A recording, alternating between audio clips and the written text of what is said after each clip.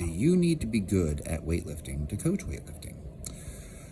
This is a interesting kind of thing to think about. And you can go two ways on this. So first off, do you need to be good at hockey to coach hockey? And it's like, well, kind of. Like, do you have to be Wayne Gretzky to coach hockey? No, but like Scotty Bowman wasn't really a slouch either. Like, Scotty Bowman was a good hockey player. Greatest hockey player of all time? No, but greatest coach of all time, Herb Brooks. You probably want to have some experience in a sport if you're going to coach it. Love him or hate him, Louis Simmons. Louis Simmons was a very good powerlifter, actually. The greatest of all time, no, but he was good. I mean, he's certainly better than 99% of other people. And, he was a good coach. Whether or not you love or hate Westside, I know lots of people hate Westside, but you can't deny the fact that, Westside has had a lot of guys that squat over 1,000 pounds. So, if you think about this, okay, you yourself probably should have experience in the sport. Charlie Francis, Ben Johnson, right? Was Charlie Francis as fast as Ben Johnson? No. And that doesn't matter. Harry Mara, Brian Clay. It's not like Harry Mara was the greatest decathlete or something. So, do you need to be good at the sport in order to coach the sport? And no, not necessarily, right? We can very quickly see, Abajev or Abajev, depending on how you pronounce his name, because some people seem to think that it's pronounced differently here. So I don't know what the proper pronunciation is because I don't speak anything. I don't even speak English well. So, Abajev was not a, gold medal Olympic setting, whatever you want to define here. He wasn't the greatest weightlifter of all time. He wasn't named. And yet he was a very good coach, right? Okay. At the same time, you should still be decent at a sport if you want to coach it. I mean, if you had no experience in hockey and you thought you were going to walk in and coach hockey, I feel like that wouldn't go real well for you. Similarly for weightlifting, if you think about this logically, you probably want to at least compete at a higher level than just, hey, I do some CrossFit and now I'm going to coach people who want to become Olympians. That doesn't really go the way you think it will. I can't remember his name. There was someone, a powerlifting coach, and he was commenting about how he's never squatted, 500 kilos, but he has squatted 400. And so because he's squatted at least 400, he has an idea, of what it would feel like as you get into the 450, etc., and you work your way up. And it's yeah.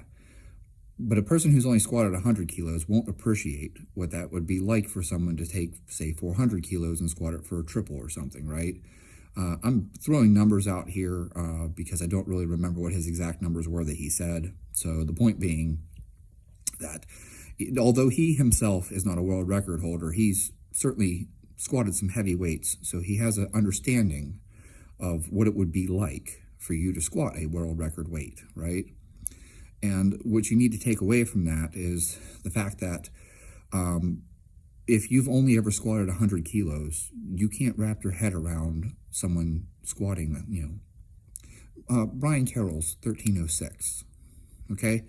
If the most you ever squatted was 225, you can't imagine what having 1,300 pounds on your back would feel like.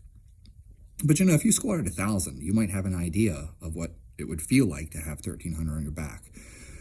So back to weightlifting, right? If you've never snatched over what you weigh, if you've never snatched something that weighs more than you, you're going to have a hard time appreciating what that feels like. As I try to point out to people, weightlifting is actually really easy until you hit the point where you're lifting weights that weigh more than you. So, if I weigh 75 kilos and I'm snatching 60 kilos, that's a really easy snatch because my center of gravity is still me. I'm still bigger and heavier than the bar. But as soon as you hit 80, 85 kilos, assuming you still weigh 75, the metrics, the mechanics, these things start to change because now the bar weighs more than you. So you can't muscle the bar the way you did when it weighed less than you. You can't make corrections the way you can. Now you have to move around the bar. So now when you weigh 75 and you're snatching 100, 105, 110, the bar is significantly more than you at this point. So you have to move differently. And if you don't understand that, because you haven't done it yourself, you're not going to appreciate it when you're trying to coach the athlete. So I'm going to make a weird argument here, but stay with me. You know, the Soviets had this classification system of like the master of sport and things like that. And I was looking at this and I was thinking about it. And I figure if you want to coach, you should probably at least hit, I'm going to say as a bare minimum, like the class 1 lifters, right? The sportsmen. But really, if you want to be a good coach, hitting at least the numbers for your weight class, whatever you are, you know, the candidate for master of sport. And I think if you weigh 73, that puts you at a total of like 240, okay? If I remember correctly, don't quote me. But I think like if you weigh 73, you would want to total at least 240. And if you hit that point, you've at least achieved a level in the sport where you appreciate what it's like to compete at a higher level, as well as what it's like to move weights that weigh more than you. Can you imagine what it must be like for Lasha? You're lifting weights that no one has ever lifted. You are snatching weights that no one has ever snatched.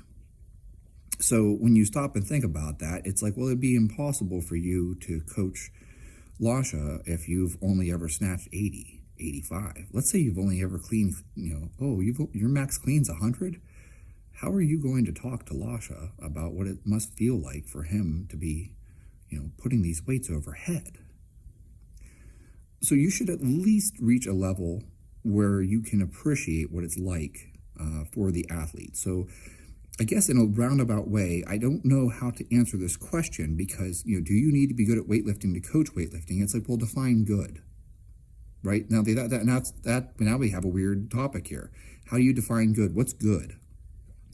And so instead, I'm just going to go with the Soviet classification system, and I'm going to say that, you know, ideally, not necessarily, ideally, you would reach at least a candidate of master of sport, right? Candidate for master of sport would be the level you want to be ideally if you want to be good at coaching, because you've reached a level where you've experienced what it's like to lift very heavy things relative to your body weight, okay? And I think that that's about as good of a definition as I can come up with as defining what is good at weightlifting. That's not to say that someone couldn't be, you know, the class 1 and they're still a good coach, because, you know, even at class 1, you're lifting significant weights that are heavier than you. But I feel like that jump it's like 240 for a candidate for master of sport, and I think it's like 289 for master of sport, which is a big jump. 240 to 289 in your total. That's a huge jump. I don't think many people will get to master of sport. I don't think you'll get there. Even if you did everything right, some of us just don't have the genetics to get there. And so I don't want to say that that's necessary. You don't need to be a master of sport to coach it. But you should at least be close enough to that level that you can appreciate what it feels like to be an athlete on the receiving end of, you know, have a clean. Like, man, when that thing lands on you, it's like, boom. And it's very different when it weighs more than you do. And the heavier it gets, the worse it feels. You know, I think we can all understand that much of it.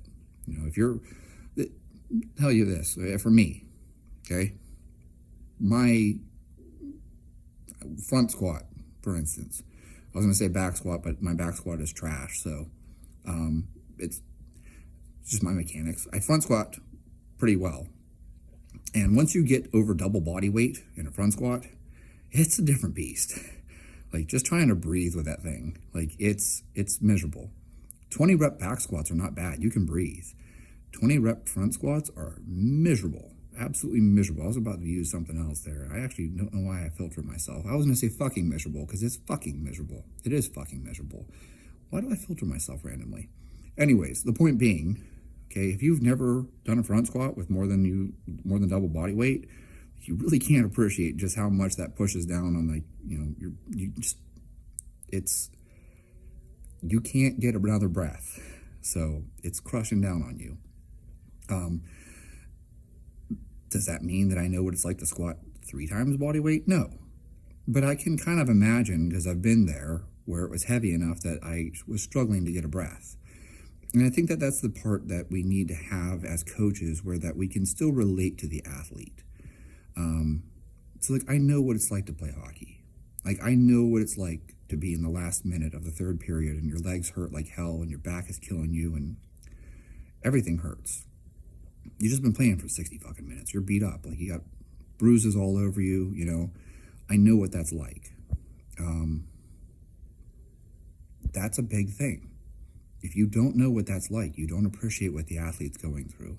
It's like, you know, if you coach boxing and you've never been in a boxing match, like, you have no idea how awful it feels. Like, it feels really bad.